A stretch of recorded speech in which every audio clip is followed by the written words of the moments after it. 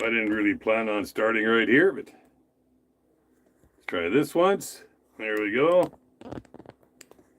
Okay, that's that. And this is this. Fine. All right. I think if I shut this off, I have to start all over again.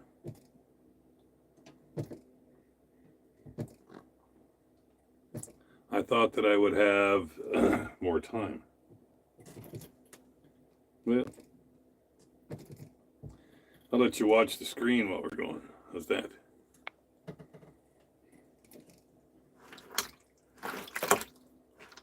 Something looks dirty. It's that screen. The screen on my Mega Live, not on the camera. Come back this way.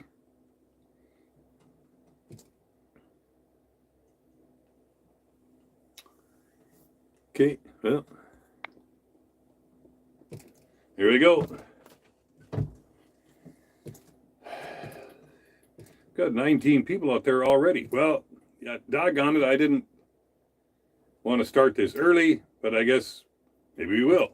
First of all, if you're out there, you 19 people, why don't you chime in, tell me everything's all right, maybe where you're from, where are you listening and watching from today? Just so I can make sure that I've got, okay, here we go. Richard Falk. Hey, good morning. How deep? This is a pretty good story here. I am in 15 feet of water today. And if I do an hour long, I think probably most of it will be taken up just explaining how I got here and why I got here and all the dumb things I've done to get here. So, there. I'm going to try something right here and just see what this does, all right? What's this? There are 32 people watching. Where are you guys from? North Branch. Hey, Patrick. Used to live in Princeton, so I know where North Branch is. Richard Falk's in Badette. Well, probably look out your window and you can see me sitting out here. Princeton, Minnesota. There we go. Hey, Daryl. I lived in Princeton for a while. Good morning, Michael. Jesse's here from Marshall, Minnesota now. 39 people from Melrose. Morris. All right. My sister lives in Starbuck. Got nieces and nephews in that area. Terrebonne. Hey, Marty. You live in Terrebonne now? Or did you always live in Terrebonne? That's news to me. This is a very interesting time from Lake Minnetonka. Hey, Matt. George, good morning to you. I originally promoted this either at 11 o'clock or at noon, and I made it 11, so I wanted to make sure I was ready, so a quarter after I got it. Do you think the lake is getting overfished? In my experience, it seems the quality of fishing has gone down dramatically. I'll tell you that in a second, James. Glenn, Green Bay, Wisconsin. Last year, all right, winter and summer, best fishing I ever had. Steve from Stacy, Minnesota. From Buffalo Point, Kurt with a K. Dick Young from Michigan, North Dakota. So the lake is fished plenty, but it's not overfished, no. Heading up to Young's Bay tomorrow to fish in the island. Oh, maybe it's gone. I got to go the other way. There, now it should be fine. Dennis from Bitter Lake, from Vermilion. This ought to be better. On the Vermilion River in Orr, Minnesota. Tom Stone, how many weeks before the river opens? I think the river will be open sooner than later. Reports are that it's open way up north. Where is it? That little town that's down in the valley that floods every year. The water's open to there. So it'll be a couple of weeks, probably at least, but I would say probably not too much longer than that. So thank y'all for telling me that the audio is bad. Tell me that it's better now, if it is, all right?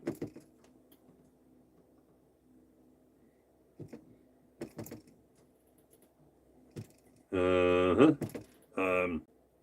So it's 10:50 now, 10 minutes. Very little sound coming through. Well, I'll go more. Thanks, Ryan. Well, I don't know what it could be. Unless, this is about what I normally do. I'm going to drop this whole thing in the hole is what's going to happen. Oh, audio's great here. Thanks, Mike. Well, I think that maybe it'll be better now. Maybe I had the phone in the holder. Audio's just fine. All right, thanks, Kent. Kent is 50 feet away from me watching this today.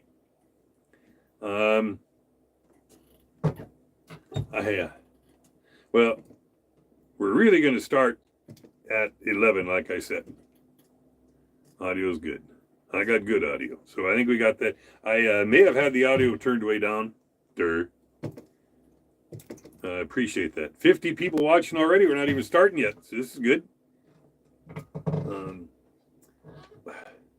Well, we'll just talk about this. The guy wanted to know if the lake was overfished, said he hadn't been getting good fish for a while. No, the lake is fine. It's fished plenty. And I don't know what on earth you could ever do about that. People want to come fishing.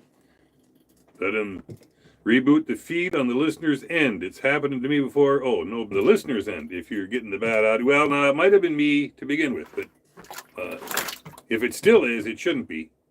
So maybe log out and log right back in. Please log back in. The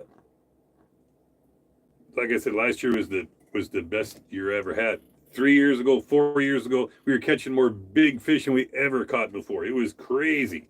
Last year, those big fish didn't seem to be around. The year before last wasn't good at all. It was not a good year. It was bad. But fishing goes in cycles. Not only here, but on everything else. Fishing goes in cycles. Some years better than others. We hit a low end. You can see it going down, and now it's going to be coming back up. I don't have the Explorer. I think that you need to switch transducer in the settings to get the depth to show up. When I got the Mega Live, the depth didn't show up for a while. Then one day it did, and it went forever. So I've got Explorer, but I'm still using my Mega Live. I don't have the Mega Live 2 yet. I'm not going to worry about anything until I get Mega Live 2. So I can figure out with some fancy math equations how deep I am. I'll switch this around here again. See this line right there? Right there's the bottom. If you go over to the side here, it comes up to like 10, but at the bottom it's 12-ish, and I've got the transducer is 3 feet below, 3 feet below the surface of the ice. So you got to add 3 to that. This is really a fuzzy. It's got to be. Oh, doggone! I hate to do this. I'm going to clean off my camera.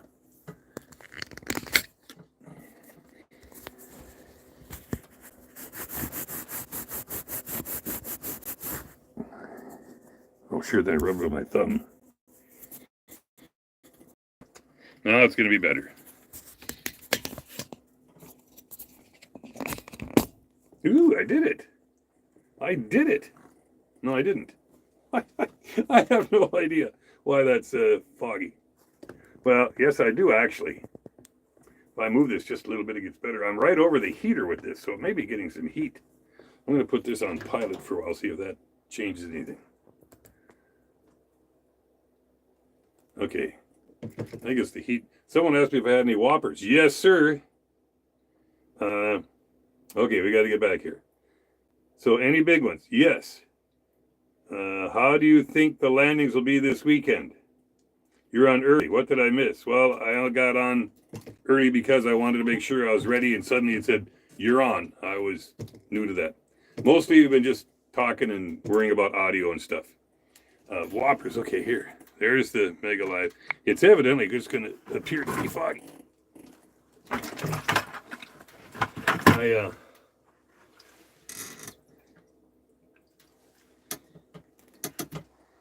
It's an 18.5 incher. I got this about a half an hour ago. I got set up here at about 7:45, and I caught 2 pike and a 15-inch walleye right away. Okay, now here we're ready to start. We're 5 minutes away from starting, so I'm going to go ahead and tell you the story. I'm in 15 feet of water. I never fish in 15 feet of water. Now that's where I am on this story. I'm Evan's brother. We were hoping you would catch some nice fish. Well, there's one right there. And the 2 pike I had were in the upper 20s. So if you're going to keep pike, heck, they'd have been great ones to keep. And the 15-inch walleye I didn't keep, but that 18.5-incher I did. Pete from Minocqua, Wisconsin. Hey, I know some guy that worked in the radio station there in Minocqua. Am I by Twin Islands? No, I'm by the Green Buoy. Those of you who know, I got to get to my story here before I get going, but we're almost at 11 o'clock anyway. All right. This is, I started fishing December 14th. That was our first day on. Now we're almost March 14th. So March 14th will be 88 days of ice fishing. And I've fished 70 to 75 of them for sure. I fished the last 8 or 9 days in a row. And day in and day out, you start going kind of crazy. I was out at Lems. I think the last time we talked, I was out around Lems. I just was leaving there because you can't talk about being on Lems when you're out there because all the guys will murder you if you start sharing that secret. And Lems was all right. That's where I caught that crappie. Well, those crappies, I caught 2, which of course made me the crappie king, a title that I still hold because it's my title. And I moved from there. I moved in to, well, stayed deep. I was 35 feet, but I was 2 miles in closer to shore than out on Lems. And what happened was 3 weeks ago, and thank goodness, really, I quit catching 25 little fish a day. Well, I didn't complain about that, but if you take, on Lake of the Woods, if you take your little fish away in a whole day, you're going to catch 5 or 6, that you've got a chance at 5 or 6 that are keepers or close to it. If you're keeping 13-inch fish, you won't have any trouble. But you got to fish every day. I don't keep 13-inch fish, but certainly they're keepers. If you keep those, you're going to get your limit, I would say, without much problem every day. But I was catching 3 fish, 4 fish, 5 fish, 7 fish a day. And I said, geez, there's got to be a place where we can go. So I'm moving around. I'm moving every 2 days. I'm not being lazy. Still cutting out intermittently. Well, Mike, the guy said reboot, maybe start you. I have no idea why it would be doing that. Everything looks good here. And if it starts to be a big problem, many people tell me that, and then we'll start over. Sounds fine. Okay. Yeah, Mike, reboot your system. That'll probably do it. So I'm moving around. I get the Long Point Resort. Those guys are really good at moving their houses around, reinventing the wheel, getting out into some fresh ice that nothing's been on. So I kind of watch what they're doing. And I'll get like a half a mile away from them, but out into the new areas. And I get out there, and geez, I'd do pretty good the first day maybe, and then the second day wouldn't be much. And so finally we're 2.5 miles out, just in the deep, and I get half a mile away from the new row of Long Point houses. This was yesterday morning. My first time. I drill the holes out, and I'm fishing there. And boy, I don't do anything. All morning, I don't do anything. All right, Dennis and Warren, appreciate that. KD Holton, thanks. Say their audio is good. So I went in for lunch and came back out at 1. At 1:15, I get a 20-incher. Beautiful 20-incher. Threw that one back. 20 minutes later, I get a 19-incher. So it's great. And I kept that one. And then 20 minutes after that, I get another 20-incher. These fish are coming in, boom, bearing down on my bait and biting it good. So I've got 3 in just over an hour of these nice fish. And I just came out at 1, and it's 2:15. So, some guys that I know, I've been talking to, I said, well, try out at Lem's, because it was good. If there's not too many people out there, that'd be a good place to go. So they did that, and they fished there until, this is now the day before yesterday. And over the weekend, they came in, and they set up around the green buoy. And I don't know if they even knew it was the green buoy. And I don't know how they got to there. This is kind of a local honey hole for the locals. They come out and they fish late in the day. It's shallow here. It's 15 feet deep, and it drops straight off. It's at 20. It goes to 20, and in 50 feet from here, it's 20 feet deep. So right on the edge of this rocks. And they said this is where they were. They even sent me GPS coordinates. So thanks to them for that. So after catching those 3 big fish, I'm talking to them. And they're on their way home talking about how great they did in here and for 2 days in a row. And I said, well, I'm not going to be lazy. I'm leaving. So after catching those 3 fish, I pack up everything and come in 2.5 miles and set up here last night. And it was nice. And I got in, and there's a big fish that came in right away. Oh, boy, this is going to be great. And he never bit, but he came in and went from bait to bait, and then he left. And then 10 minutes later, another fish came in. I'm in shallow water, so they look at. So you can see how big my jigs look down there. So even a medium-sized fish looks huge. So another fish came in, and I said, boy, this is going to be great. Well, then suddenly the wind doubled, then tripled, and now it's windy. And that shut everything off. I didn't see another fish. There might be a fish down there now. Got 100 people watching now. Hey, thanks, everybody. So, and then I went in at 5:30, and I shouldn't have done that. If I'm here, I have to stay till almost dark, which I'm going to do today. Marlon Johnson. Hey, pal, how you doing? Thanks for stopping in. So, you never leave fish to find fish. That's a big rule. And then I left those nice fish coming in here. Finally, I hadn't caught 3 of those fish, in a short period of time for weeks. So there they are. And I said, well, I'm leaving. Jim. Hey, Lumpy. So that was my story from yesterday. I did, that wasn't the smartest thing I ever did. But again, 70 to 75 days, I've been out here fishing. And I've done everything by the book in the smartest of all possible ways. And it sometimes you go left when you should go right.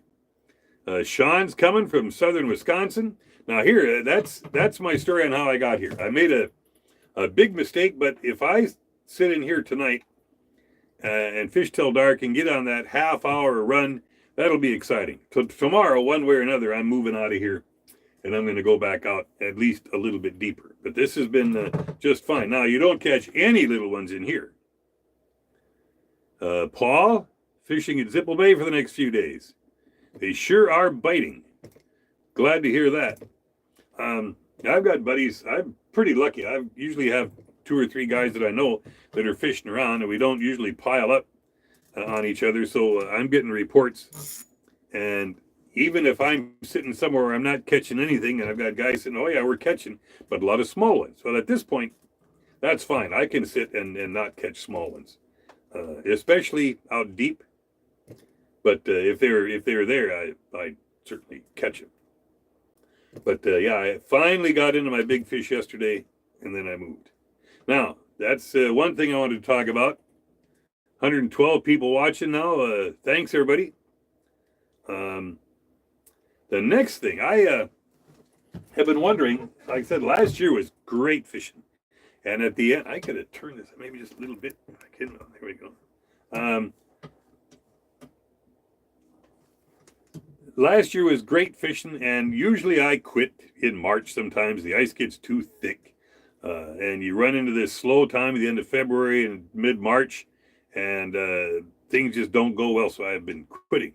Kyle from southeast Wisconsin, do you see any issues driving out from Long Point? Now, this is one of the things I'm going to start telling you about in a minute, because it's really important. But, in fact, I'm going to switch in midstream here. my train of thought ran off the tracks there.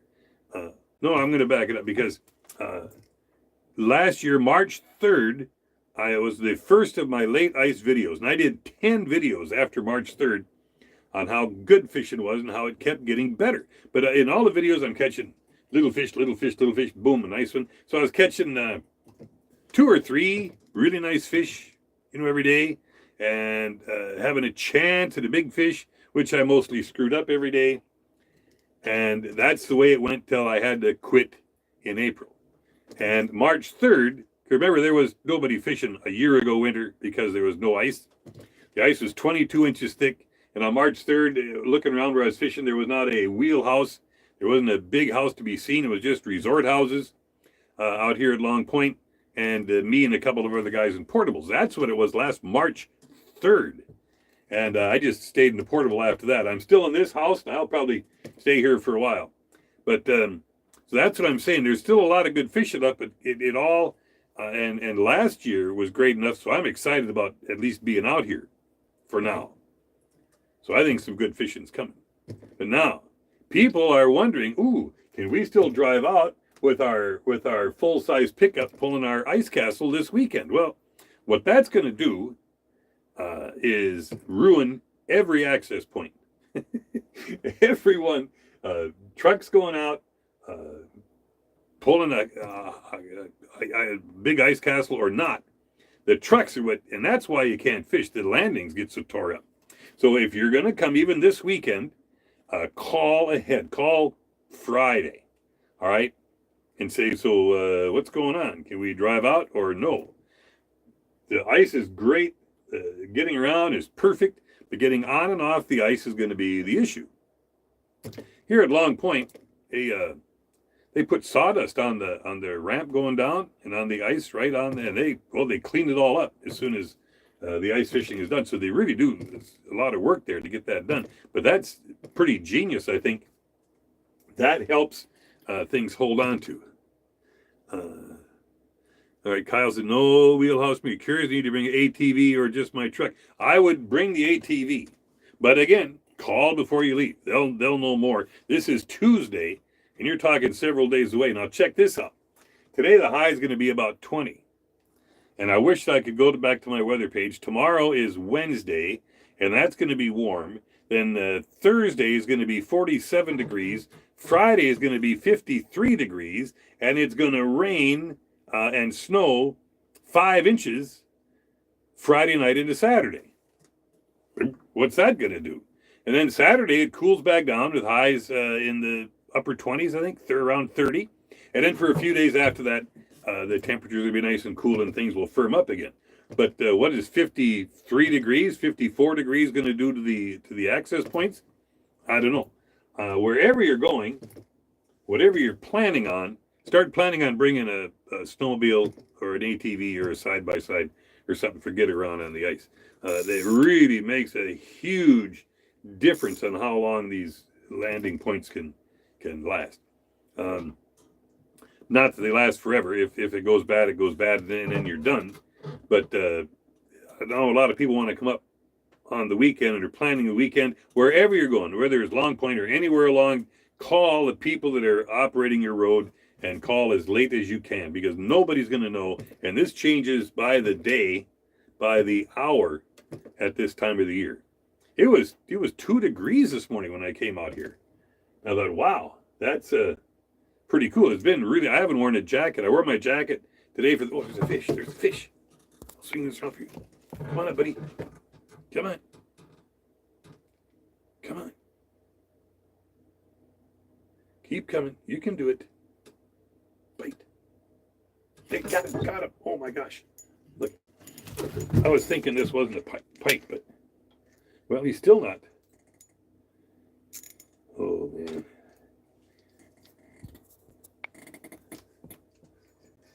I can't swing my phone around for you. Sorry about that. Well, he made a little bit of a run. This is a big fish, whatever it is.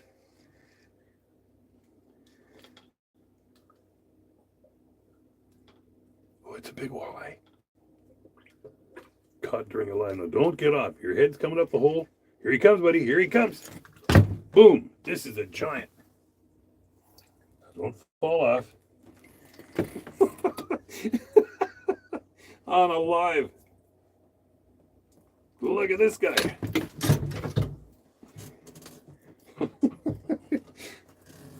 This is I've seen 5 fish this morning.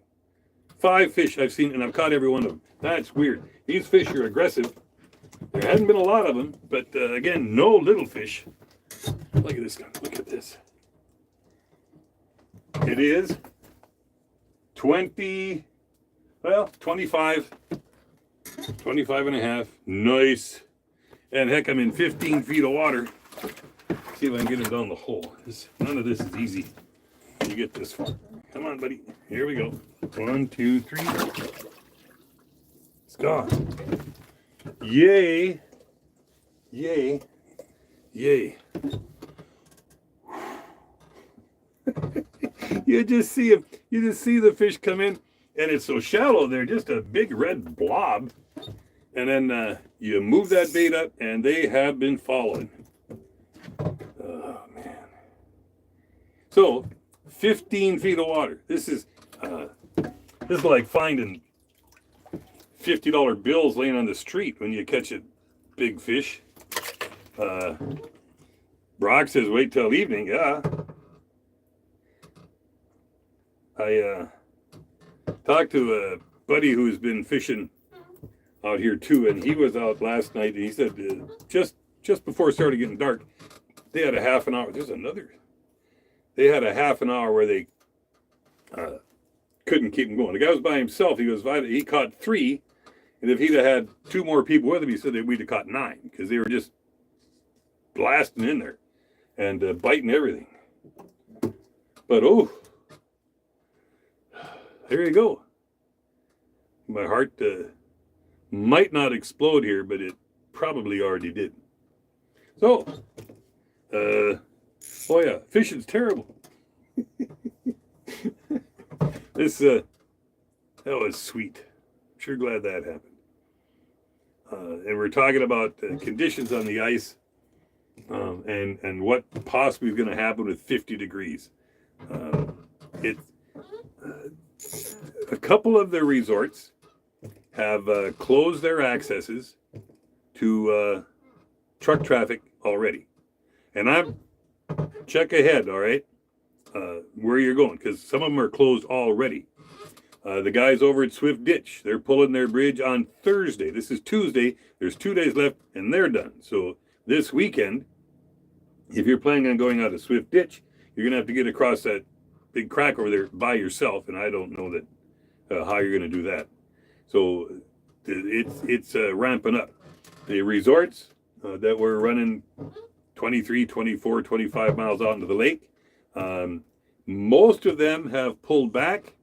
I heard that, Zipple Bay had some houses packed in closer to the island now. They'll be pulling the houses that aren't rented pretty soon too. So, I mean, it won't be long, and these houses will be gone. So if we can get a couple of more weeks out, we'll be good. Last year, with no ice, I was fishing in April still, and fishing was great.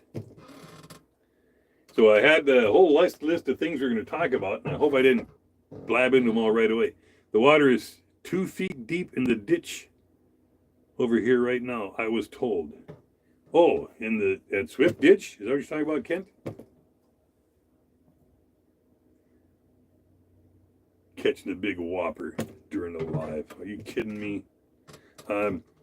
You saw the way that fish showed up, right? And that's what they've done. It's not like I'm seeing them come in from the side. Suddenly they just are coming up off the bottom. I think maybe I'm shooting my Mega Live side to side, and the fish are coming from that way back in here. Well, that's Swift. Okay. Oh, in the ditch. Sure. So that's probably why they're shutting down Swift Ditch. The ditch is starting to run over there. How is 30 plus feet where you're at? Well, I've spent my life out there. I spent all winter out in 30 plus feet. I've been in 35, 36 for, 2 months of what we've got going on so far. That's where it is.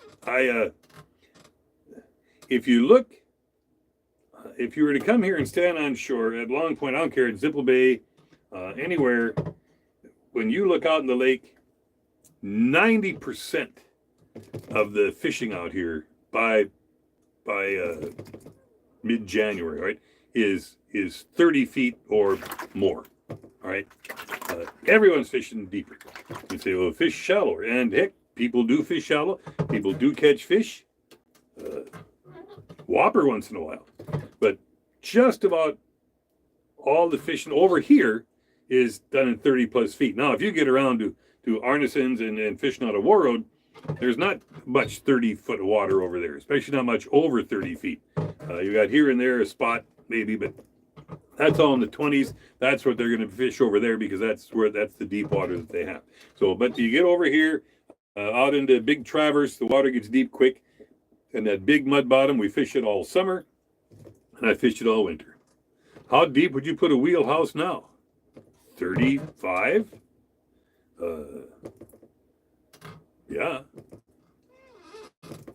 And I would think, right now, and I don't do this, but right about now, being near some rocks in the deep water, near some rocks might be, a good thing to do. Well, from where it's gone this morning, heck, I'd put my wheelhouse right here in 15 feet of water and take a nap during the day.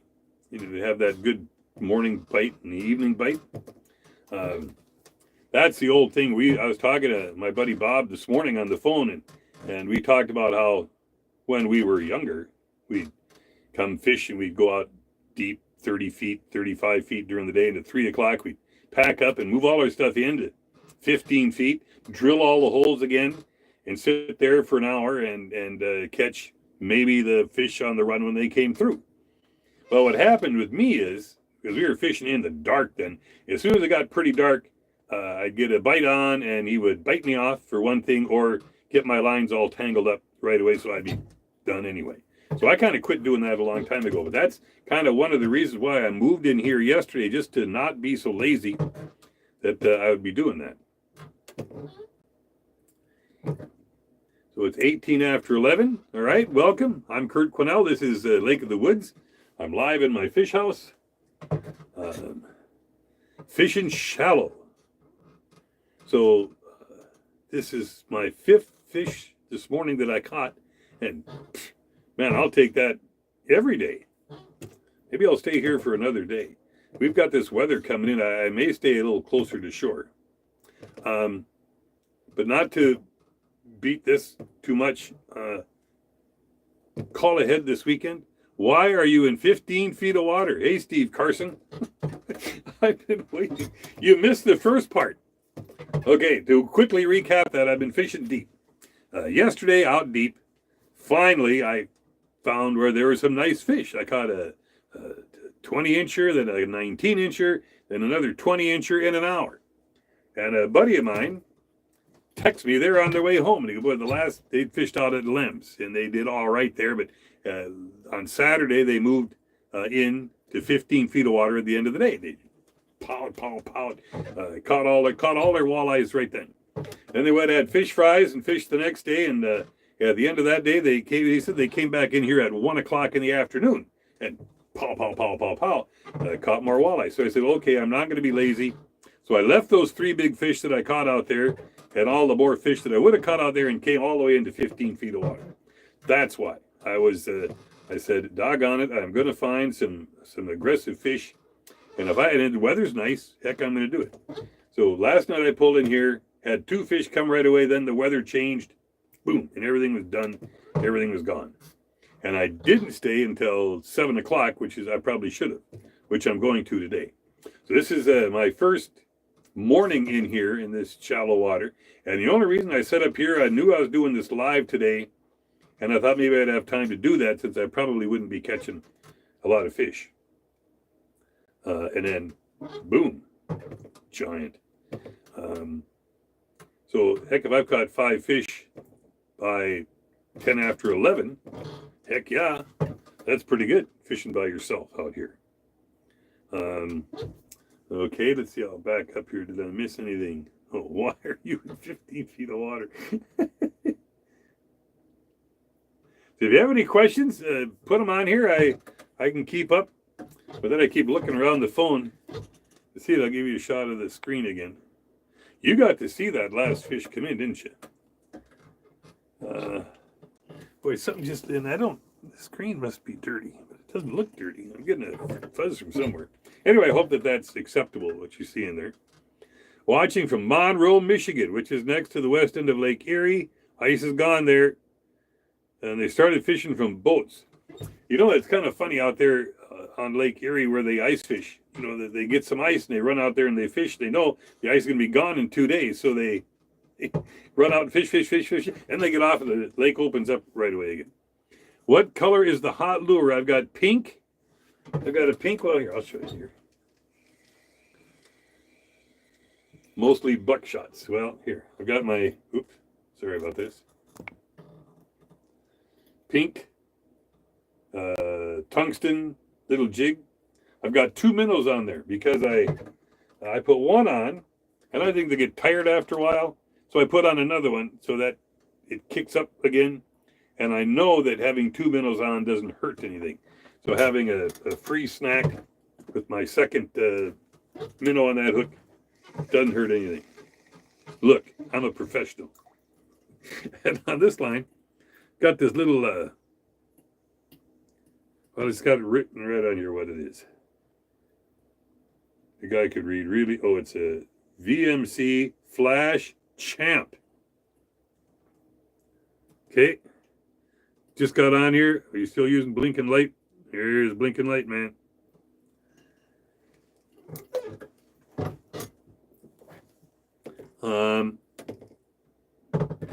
I used the blinking light all last summer, and in the fall the bite got crazy good, and eventually I got bit off a couple of times, and my blinking lights were gone. So I just put on jigs.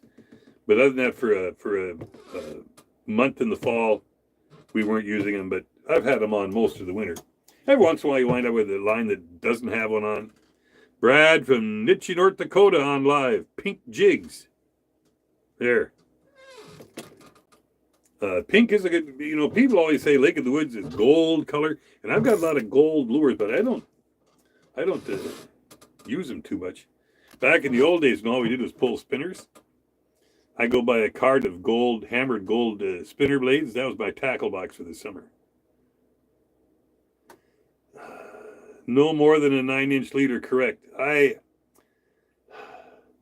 don't want to get drawn into that too much, but because I'm not the law on this. I know if you contact those nice people in St. Paul, you're going to get you could get any kind of an answer on blinking lights and how you should use them. If you talk to a CO on the ice, he's going to tell you as long as that light doesn't have mercury in it, they're fine with it. So don't be stamping your feet. Don't be challenging anybody. Use your blinking lights until they tell you you can't. All right. Are you catching more on jigging or on a dead stick? I'll talk about that, but and I'm pretty serious about that. If a game warden came into my house and said, you can't be using those blinking lights, I said, they'll all be gone. They'll all be gone this afternoon. Okay? No problem. But the CO say, yeah, sure. They say there's nothing that says you can't use them. You can look up the rules. I've got them. I've got a video. I've got a nice video on the Kurt Quinnell YouTube channel done by the Good Enough Angler. And he did the video that I've kind of wanted to do, but I wasn't going to have a big deal about that. Okay. So watch that. Good Enough Angler. And it's on the Kurt Quinnell, the NCOR YouTube, Facebook page. I'm sorry. Scroll down just a little ways on there and you'll find it. Very good. Very good work there. Now, Mr. Blinky Light worked in the bucket, but went out when it went down the hole. Go figure. Now, I was using a quick clip on the end of the line for changing jigs. Are they pretty secure? Yes, those clips are very secure. At least as secure as a knot and very easier. Fish don't care if that's got that on there. But there was something we're going to talk about Are you catching more of the jigging or on a dead stick? Well, all right. Both of my lines are pretty much dead sticks.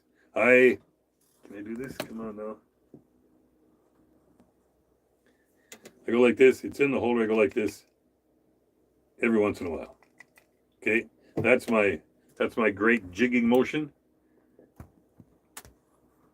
And the other line hangs there until I see a fish. When I see a fish, I can pick up the line that's closer to it and start jigging, lifting and jigging. Because those fish, I'll switch around here. I lift and jig. See that bait go up? If there's a fish and he follows that, then you know that you're going to have some action pretty soon. If he doesn't, maybe he's going to look at the other line. Then I put that one down and pick up the other line and jig that one and see if I can get him to go at each other's. But most of my lines hang there, whether I've got a jigging spoon or a jig. In fact, a lot of days I've got jigs on both lines.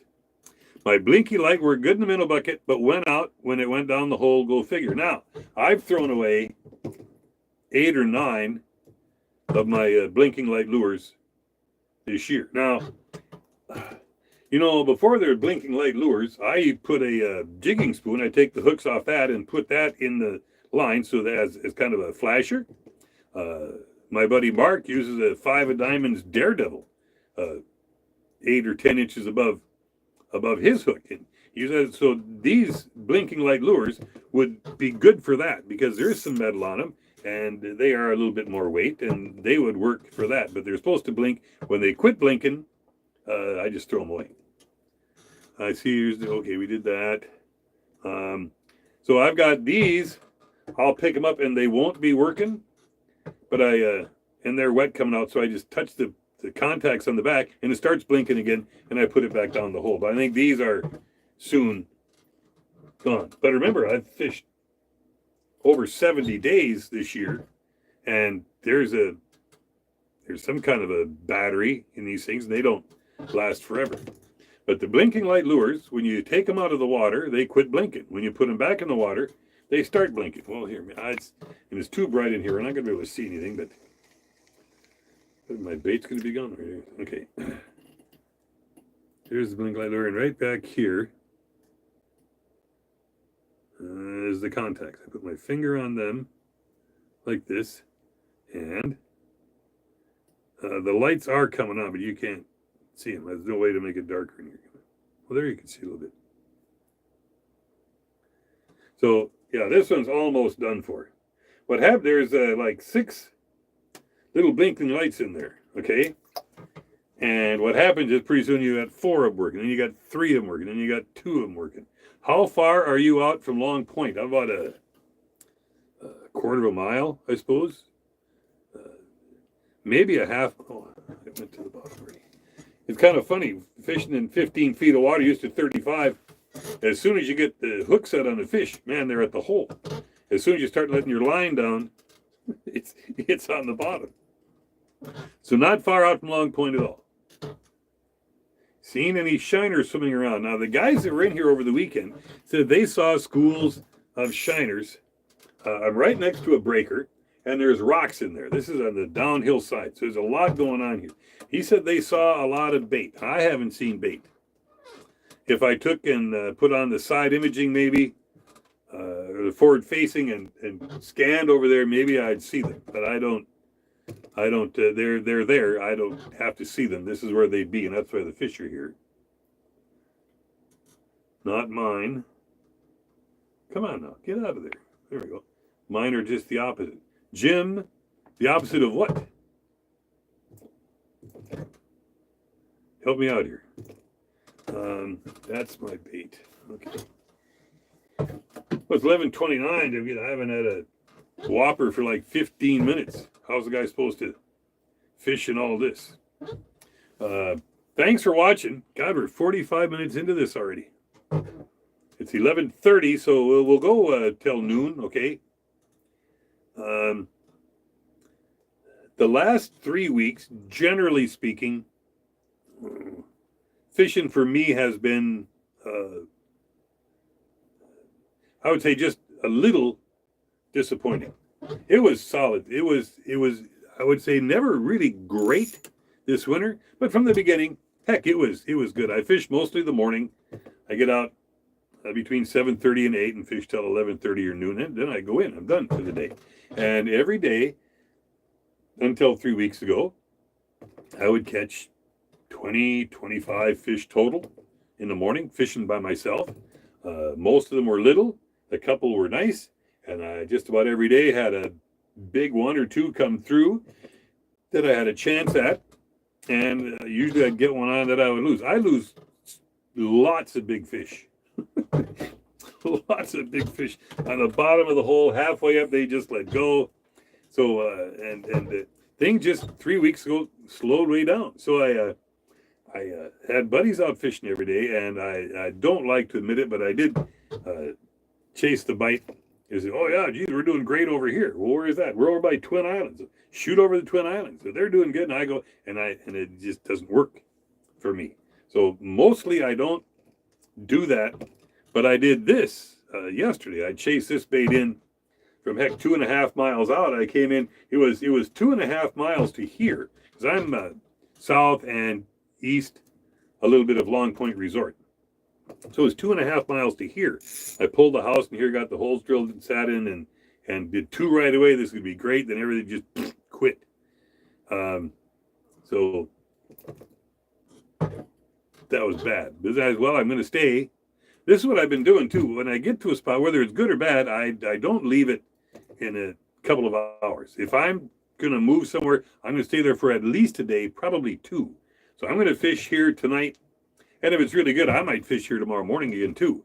But I'll start looking for another place. But the fish bite for an hour, half hour, 45 minutes. If you're lucky, 2 hours a day, 2 different ones. So if you get out here and fish in the morning when the fish bite at 1 p.m., well, what are you going to do? You're going to say, oh, this sucks. This is terrible here. Well, I give it a whole day for sure. And if there's any kind of inkling of anything else, that's good. I don't have to catch 6 fish every day. I couldn't keep 6 fish. If I did catch 6 nice keepers, I'd be throwing them all back anyway. So I am looking for something all the time. When this time of the year, if you get on fish, you'll fish them for a day or 2, then suddenly they peter out. These fish aren't moving around much until it starts to warm up more. Once the water starts seeping down through the ice and warming the water up, then fish get active. Then they start moving. So the further you get into winter, more sluggish these fish get, and that's why I've been moving to get on, see if I could drop in on some fish that are there, and you fish them for a couple of days. If you watch Long Point rental houses, they move them, and a couple of days later, they're gone.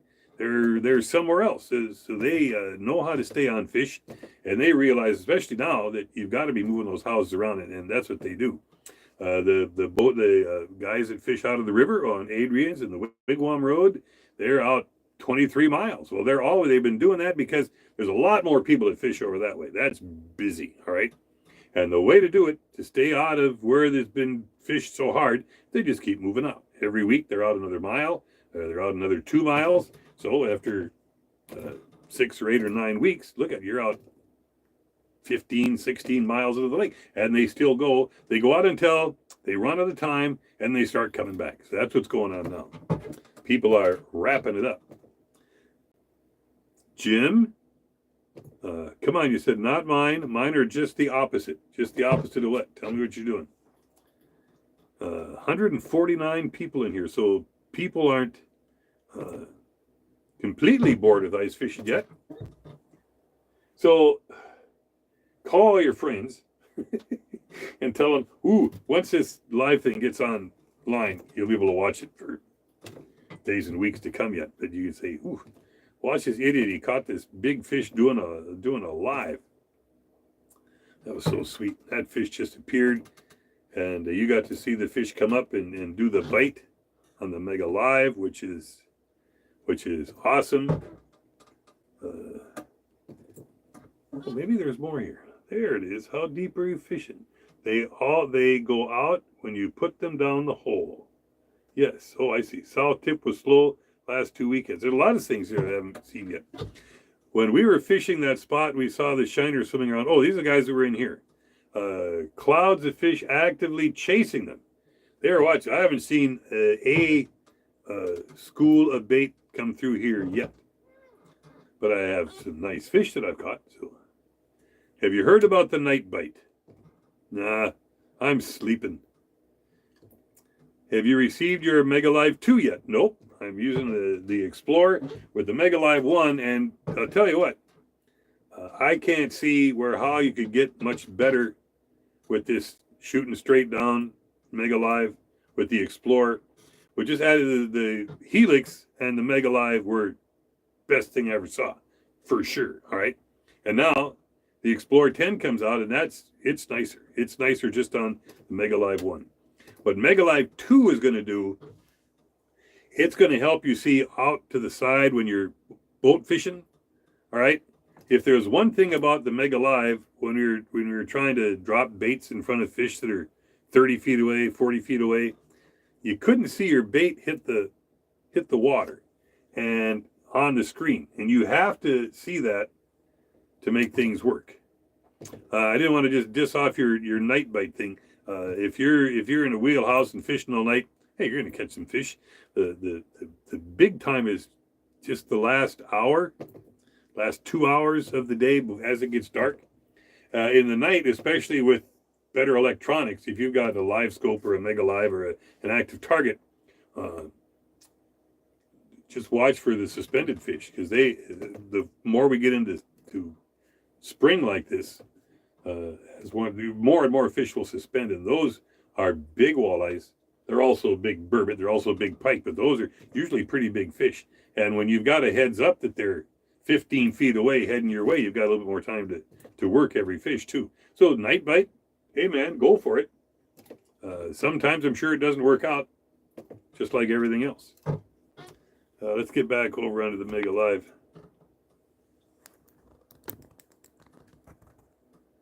Here we go. Okay. I got that screwed up kind of. So if you have any questions, go ahead, put them on here. Okay, sure got more again.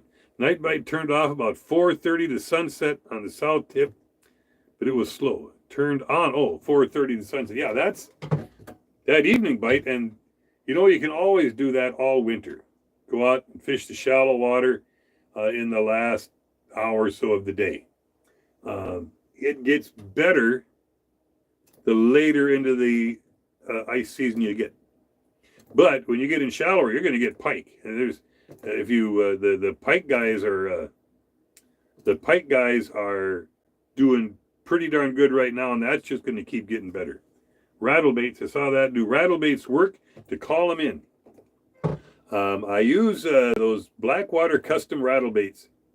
A couple of years ago, I had a kid, Nolan was in the fish house with me, he had a big red rattle bait on. I said, come on, don't use that. Those don't work. And of course, as soon as I say that, boom, he caught one. And 10 minutes later, boom, he caught another one. And he was mostly just letting it hang there until you see a fish. Then he'd rattle it, and they would come, I thought I saw some fish coming up on the bottom. So I went out and I got a couple of those Blackwater custom rattle baits, and I used them for a while. And I don't rattle a lot around. Okay, there's a fish right there. That doesn't look like a real good one, but can you even see it's right? There's something there. It might be a crawfish. I'll keep watching that.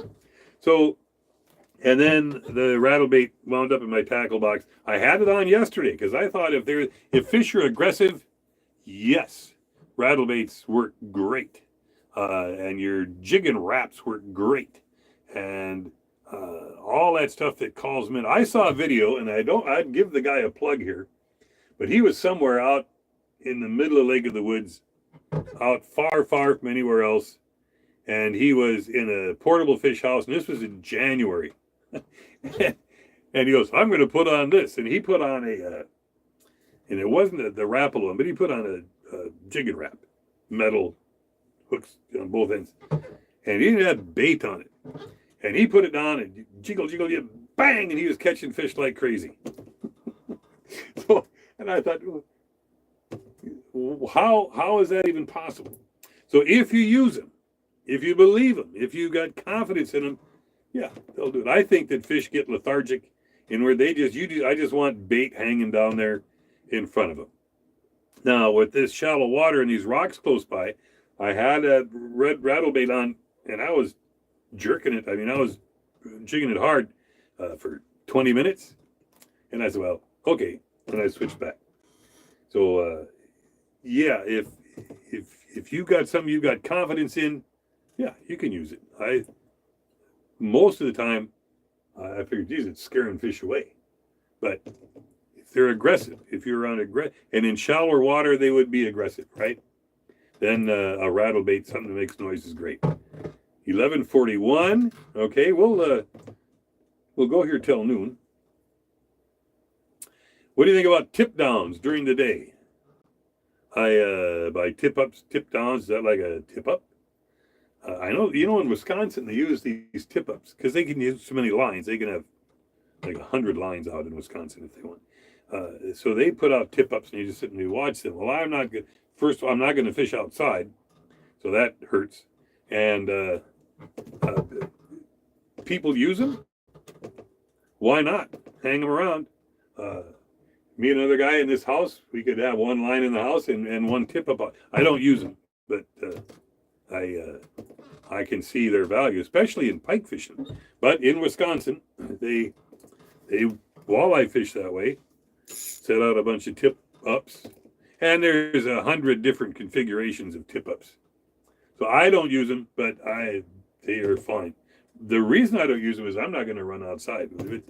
I fished a lot in January and February. And it's 10 below zero. No, when it gets really nice in the spring, yeah, maybe. But I still don't fish outside too much.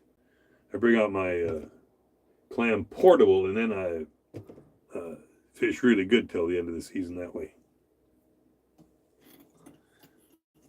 Hang on here a sec.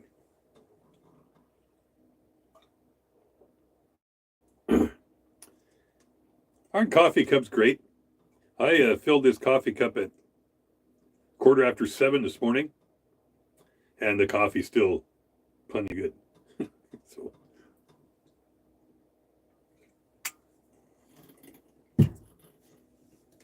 and it's been sitting here on the floor in this cold fish house. In the fish house here, it's probably 30 degrees on the floor, and up on the wall here it is 60. And I've had the heater on pilot since we started, or since shortly after we started. It's nice up. Fishing indoors was one of the greatest things that ever happened to me. I'm going to back up just a little bit here, see if I missed anything. But I think I'm pretty caught up. Appreciate all your comments. I hope that I answered them. At least try to. I don't think that I know everything about everything out here, but you learn a lot just fishing. I started fishing Lake of the Woods in 1980. That was the first winter we came up fishing. The first summer I fished was in 1980. Done with coffee. Time for a beer. Well, we're on a Canadian camping trip, and beer kind of wasted a whole day on me, so I don't drink too much when we're fishing anymore. Beat sitting outside on a bucket. Yes, I wouldn't fish when I had to sit on a bucket outside. Sean. All right, thanks, Sean. Appreciate it. How thick is the ice where you're at? So how late are you fishing today in this spot? All right, the ice here is, well, this is a little less. It's 30 inches at least. Where I was before was 33. I think that's about the deepest I've had so far. Last year in March, when I was fishing, the ice was 22 inches thick. That's the only thicker it got a year ago. And this is fairly normal. And in March, when the weather gets cold, that ice still can go down quite a bit. Couple of things that made ice fishing. You didn't have to do it outside. You have an auger that drills that hole out for you. Those are the two big things. And then depth finders, big buddy heaters, cuss them out all you want. I don't see anything else out there that is as convenient and as easy and affordable as a big buddy heater. I could probably use a little buddy in here, you know, the one tank one. And I'm not on Big Buddy's pro staff by any stretch, but I get these and they last for 5 or 6 years. And when they quit working, I get another one. And some days you got to fuss with them a little bit, but mostly by and large, they work. So that's what I'm after. I thought we were going to get another. Do you think there's any advantage of running a mono leader above the blinking eye to the braid line, or just straight braid to the blinking lure? I've got the fire line on to my clip that I put the blinking light lure on. The dropper is mono. There's no, it doesn't matter what's above that blinking light. Now I will say this is Lake of the Woods only that I can tell you this about. Some lakes, fish are finicky, and you got to have an invisible line that they can't see, and the smallest possible little invisible lines that you get. You could use a rope and get a hook on the end, and you would catch them here. Would you do any day rental or one-on-one fishing and maybe pick your brain? I quit guiding on the ice 2 years ago, and my life got so much better after that, for a couple of reasons. First of all, when I wake up and it's 35 degrees below zero, it's life or death. All right, I'm probably not going to go. And if I did go, I know that when I got out here, the heaters wouldn't heat, the Ranger wouldn't start, and we'd be screwed. So I'll do that for myself, but I'm not going to do that to anyone else. So I quit guiding in the wintertime. I think I'll shoot more on video. What pound test mono? I use a big 12-pound test leader from the blinking light to the jig. 12-pound test. I use 6-pound test fire line as my main line, and I could use 8. I could use 10. I bought a whole bunch of 6-pound test line, 8 years ago. And I got a big spool, so I'm still using. When that's gone, the next one that I buy will probably be 8, maybe 10. 10-pound test fire line is very narrow diameter, all right? And you can about pull your pickup truck out of the ditch with that line. It just doesn't break. And this 6-pound hasn't failed me twice in the whole time I've been using it. So, but the rule is as light a line as you can get, you know. Do a live tonight from 4 to 7. Well, no, I'm going to be working. Glad I took lunch early today. Hey, Danny, you got to call me sometime, man. We got to talk. And G-Man. Hey, Gary.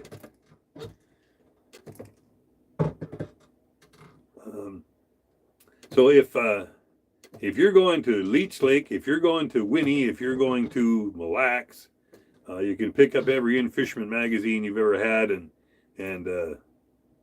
read all about exactly what you're supposed to do. If you're coming to Lake of the Woods, buy a handful of 3/8-ounce jigs, some blinking light lures, and maybe 4 or 5 hammered gold spinners, and fish away. And it doesn't matter what you tie them onto, you'll catch. Fish here are dumb, they're hungry, and they like to bite. And there's a lot of little fish. So it's good that those little fish are around. That gives you something to do in between bites, all right? Ever since we started fishing out of Long Point, our success has been unbelievable. Sean, hey, yeah, there. Sean, those are the guys that told me about this spot. So watching from Virginia. Hey, Brock. Good to have you along. What time is it? 11:50. We'll go 10 more minutes here. Maybe I'll catch another whopper. Brock, if you missed it, whopper. Go back and watch the replay. Oh, no. Quit. Keep all the big fish over here. Let's talk about, most of you know this, but if you don't, on Lake of the Woods, every fish that you catch every walleye that you catch between 19 and a half and 28 inches has to be put back right away. They started this slot, I'd say probably back in the 80s, all right, when they were throwing limits around. They came up with this slot, and it's evidently been the way to go. Lake of the Woods. And like I said, the numbers of those big fish have been down, I think, the last 2 years, not as many. Heck, we used to catch 12 fish that kept every day, right, and 16 fish in the slot. I mean, it was crazy, big fish. The last 2 years just hasn't been that way. I did catch the biggest fish of my life, though, that year, 2 years ago, when fishing was terrible, all right? The biggest fish I caught, and we had a glorious day. So even when fishing's bad, fishing is awesome here. One guy was going spring steel, a tip-up fish for pike. If you want to catch pike, if you want to do tip-ups or any way to catch pike, now's the time to do it. Ooh, heck. Mega Live almost tipped over. I have it up on this bucket here. And the ice has been melting. Are you kidding me? I'm going to... I'm in trouble here. Why do you have to do that to me right now? Hang on. I'll be right back with you.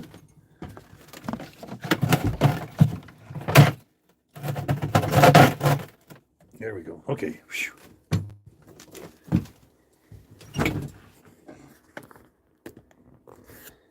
Let's see if we lost the... Okay, here we go. That was exciting. The snow has been melting in my trough here, and suddenly the bucket with the Mega Live started tipping over. Let's get this up a little higher. Here we go. Tragedy averted. Getting recovered here. Okay. There's some talking going on there. Danger, Will Robinson. No kidding. It's easy to trip and fall in this house here. Starting over. Oh, okay. Yeah. There we go. Wow. I was coming in yesterday. I put when I was coming from the deep spot where I was catching big fish in here, where I planned on catching big fish, I had the Mega Live sitting on the seat next to me in the Ranger, and we went over a little bit of bump, and the thing fell down forward off the seat, and I had a bucket sitting there. So good thing that bucket kind of stopped it. But I thought, you want to be taking care of this stuff, right? We're good. It's 11:53. Tragedy averted. Danger, Will Robinson. We were talking about pike fishing. Lake of the Woods is world-class pike fishing. You're going a long way to find better pike than to get here. If you fish pike for a day and don't get one in that 40-inch range, and you're kind of doing things right, it would be odd. I'll put the screen back on. There we go. Okay. A little further away, it looks a little better too, I think. But there's just a film on everything there. Spring steel, Warroad areas, great pike fishing. Out of the Zipple Bay jetty along the shore and inside Zipple Bay is great. Inside Pine Island is a great place to tip up fish for pike. They're giants. There's lots and lots of them. And when the weather gets nice, that's the kind of that's the kind of stuff that you do fish outside for. What kind of a chair are you sitting in? Seriously. Well, here. I have the captain's chairs out of a van in this house. Now, I didn't build this house. My friend Lynn Hammer did. and I liked it the first time I saw it. And here's a kind of a funny story. One day we were community gathering. All the locals were having fun, and we were drinking some beers. And Lynn said, "I might sell my fish houses and build another one." I said, "Well, I'll buy that silver one and the other one to boot. I'll buy them both." So he said, "Okay." The next morning, he called me up and said, "Did I sell you those fish houses?" I said, "Yes, no backsies." So I've had it ever since then. I could use him to come over for a day and do some updates and some maintenance on this. But this is a great house. It's 5 by 7, so it's small. I mean, once you're in here, you can't do anything, but you get things set up and you can do all you need to do. Unless you want to get up and walk around, it's just fine. 11:56, 4 more minutes. Appreciate y'all for being here. Let me talk about my goal in life here, and that's keep it clean. When you're fishing, if you're coming up to get your wheelhouse off, if you come up and camp for a couple of days in your hub, when you leave the ice, take everything home with you. Everything that you brought out and everything you made while you're out, bring that with. Because you don't want to litter on the ice. But the other thing is, you leave a disaster behind you, and people are going to see it.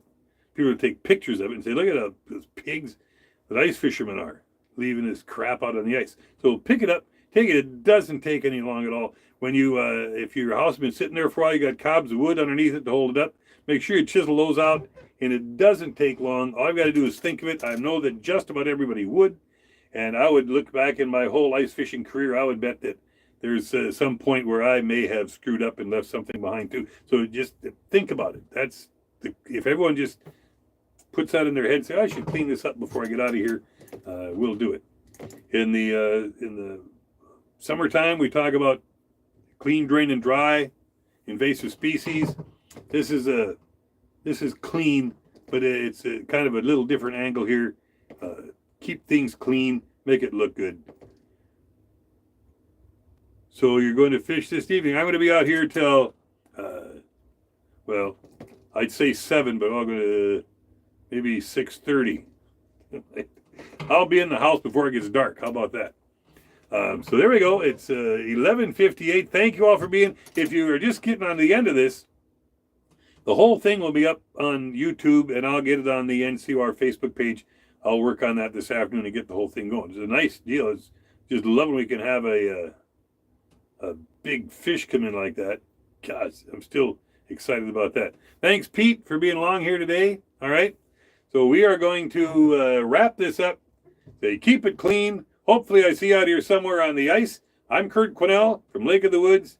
Thanks for sticking around.